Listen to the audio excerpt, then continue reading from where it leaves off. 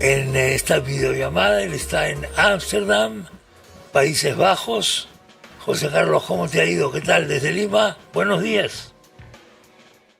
Buenos días, Chema. Aquí estamos en medio de la nieve. ¿Estás en nieve? Y el frío invernal. Hace frío, ¿no? Que ha aparecido. ¿Pero estás en casa o estás en otro lugar?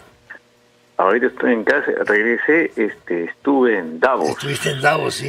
Efectivamente. Sí, estuve justo aprovechando que iba a dar su discurso Milei. Sí. Y que se cumplen 100 años del libro La montaña mágica de Thomas Mann. De Thomas Mann, correcto. Que está ambientado en un sanatorio mental en Davos. Exactamente. Es un libro que recrea la Primera Guerra Mundial, el mundo antes de la Primera Guerra Mundial. De acuerdo, Entonces, un paciente era el liberal humanista, el otro era más el conservador de derecha. Otro representaba la decadencia y así sucesivamente, ¿no? Y en la escena final, cuando el protagonista baja de la montaña a pelear, el lector ya sabe que se avecina un infierno para toda la civilización. Correctamente. Y esa es más o menos la sensación que te da Davos. Sí. ¿Ya? Porque un siglo después,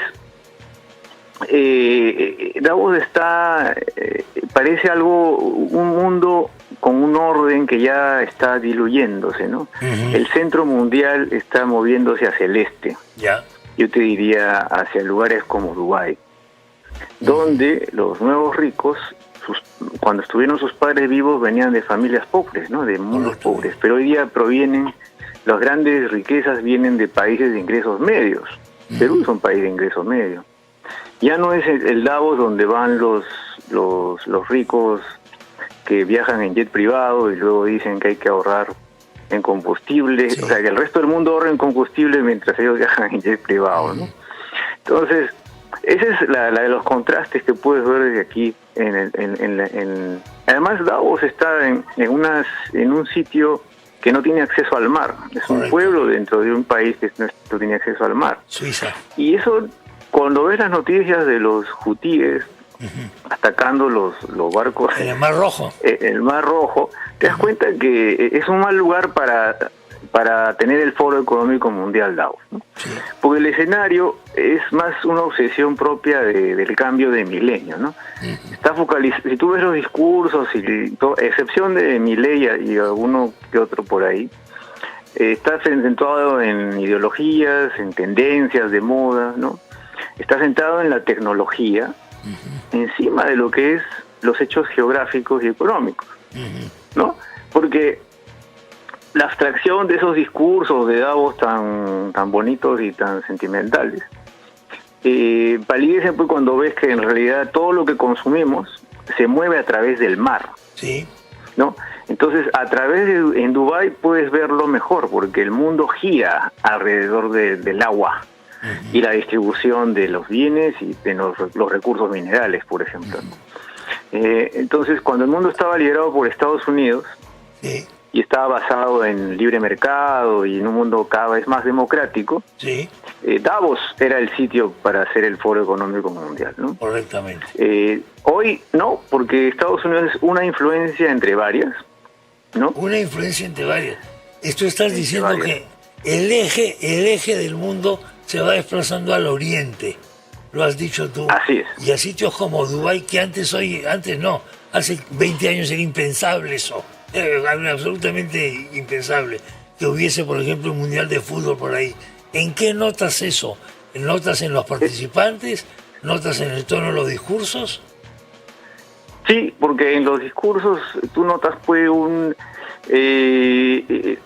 los capitales están dirigidos más por los gobiernos hoy y los valores políticos ahora son negociables, ¿no? Son negociables. Y es otro mundo, ¿no? Ese es un retrato más fiel del mundo, ¿no? O sea, cuando tú ves a un magnate ruso que ha sido sancionado por movimientos ilegales financieros, que se muda de Londres a la Palma Jumeirah en Dubái, y mueve su plata ya no en un fondo privado oculto, sino lo mueve abiertamente en un fondo soberano, ¿no? Se quiere decir que la globalización continúa, pero ya no en términos occidentales. Entonces, puedes ir mejor a ciudades como Bangkok o otras, o Dubái mismo, donde tú no sabes si la persona que está ahí puede ser de Europa o en India, cuál es el que tiene más plata.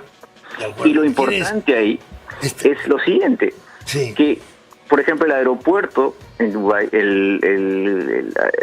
ahorita me acuerdo el nombre, está protegido por una base estadounidense, o sea, la zona alrededor. ¿Cuánto valdría ese aeropuerto realmente si Estados Unidos realmente se retira del Medio Oriente? Si deja de cuidar el traslado de los barcos, si deja de cuidar este sitio, ¿no? Entonces eso no, eso nos da la atención, me llama la atención, por ejemplo, por el caso de Perú, que viene siendo influenciado geopolíticamente por el Oriente, desde China, sobre todo los capitales que tenemos que están tomando no los recursos naturales nada más, sino también la electricidad y otras cosas. Ahora va a tener el puerto más grande de Perú de repente. Entonces, ¿no será un momento de tener un equilibrio y de repente apostar a mantener un equilibrio geopolítico con Estados Unidos? Una base no es mala idea, a eso me refiero, porque estamos enfrentando un mundo totalmente distinto, ¿no? ¿Estamos en el ocaso de la democracia? Creo que estamos en un cambio de influencias fuerte.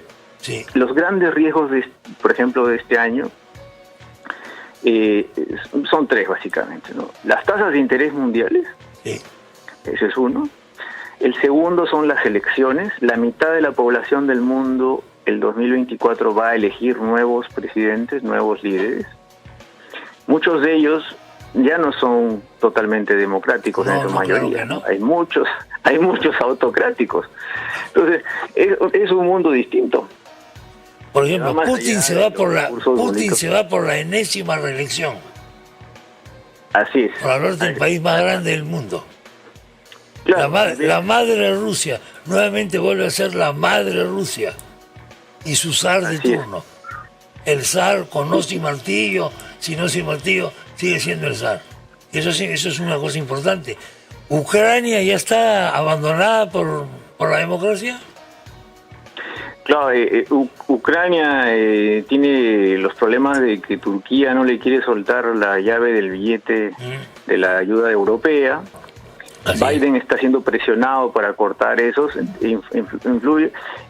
influencias. Te das cuenta que el mejor escenario, yo creo, es una guerra fría 2, así como fue la Segunda Guerra Mundial, una Segunda Guerra Fría.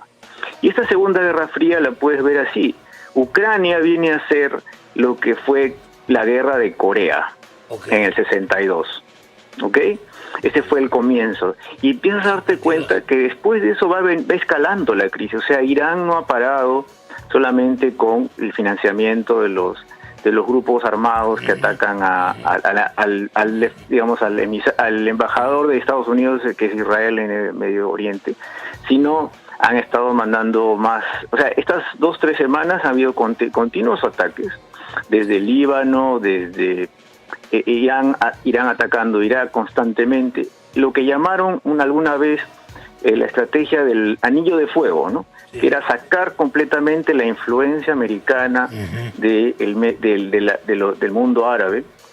Y ese es el tercer riesgo, ¿no? Después de las elecciones, ese es el tercer riesgo, el mundo geopolítico, ¿no? Trump, las elecciones van a empezar ahora, este año también, lo más probable es que salga Trump, si es que no lo meten más líos judiciales, pero de todas maneras va a haber mucho ruido. Oye, los líos judiciales lo están ayudando a Trump. Sí, pero ¿no? Tú sabes que legal lo están ayudando, o sea, si no lo hubieran fastidiado no hubiera salido, pero lo han hecho una víctima. Sí. Y eso la gente quiere ver al héroe, ¿no? Que sale combatiendo a los que lo están atacando injustamente. Pero igual genera desde el punto de vista económico genera un problema político, porque antes de la elección va a haber mucho digamos, estos ataques judiciales, políticos, es como se interpreta, antes de la elección y después de la elección. Quieren impedir a todas maneras que Trump salga elegido, ¿no? Y incluso tú lo has escuchado en Davos, cuando la presidenta del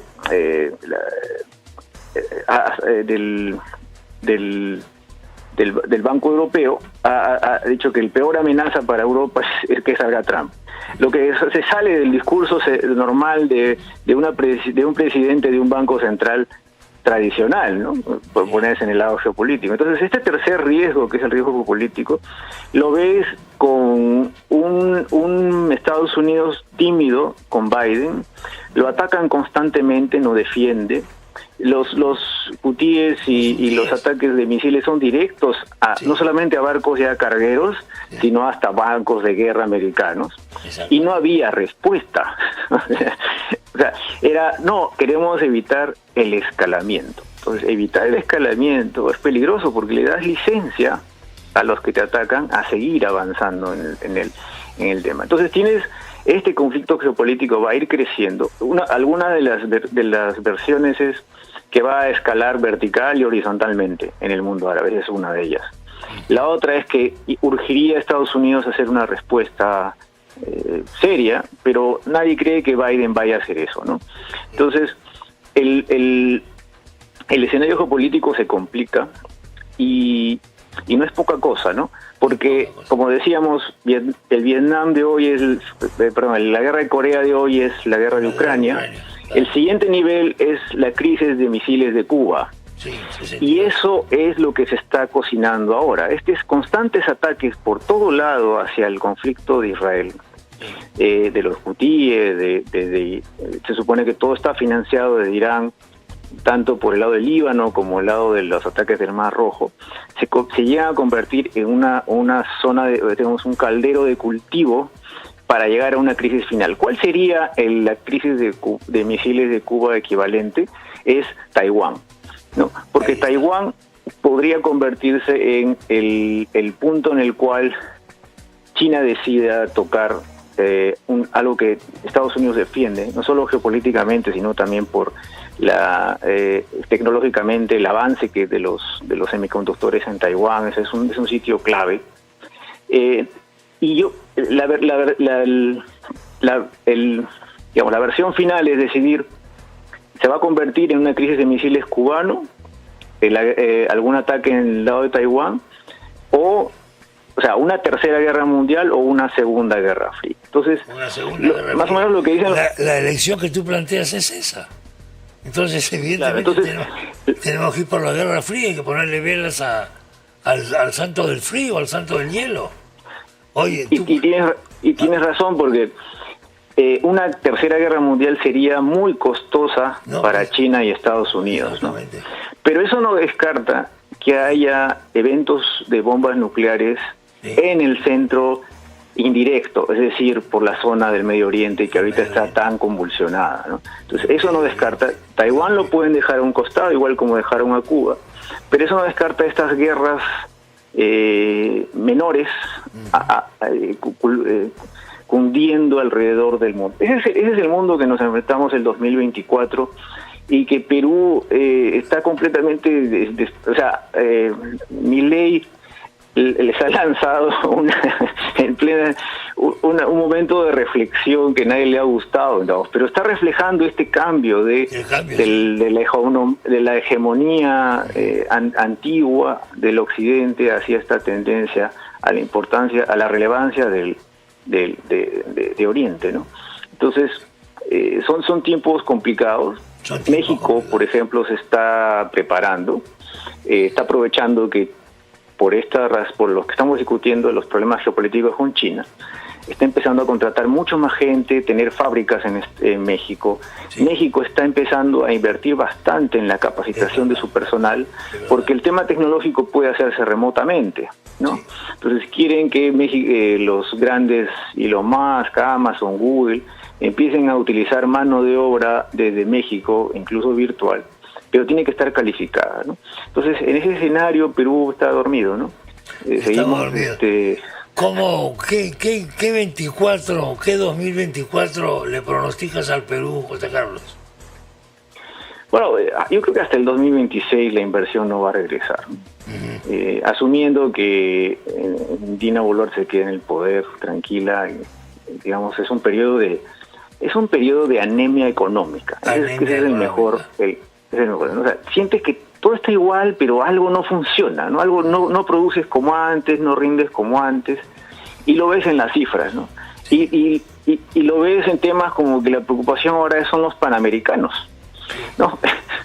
Y yo estaba revisando, justo tu producción me dijo que quería hablar de los panamericanos. Okay. Algunas cifras de los panamericanos son interesantes, ¿no? Sí. Por ejemplo, Chile gastó más o menos alrededor de 700 millones de dólares en los últimos panamericanos, al punto que Colombia quería competir y quería más o menos tener un monto similar. Pero cuando revisas Perú, a Perú le costó mucho más, le costó casi 1.200 millones de dólares hace el 2019.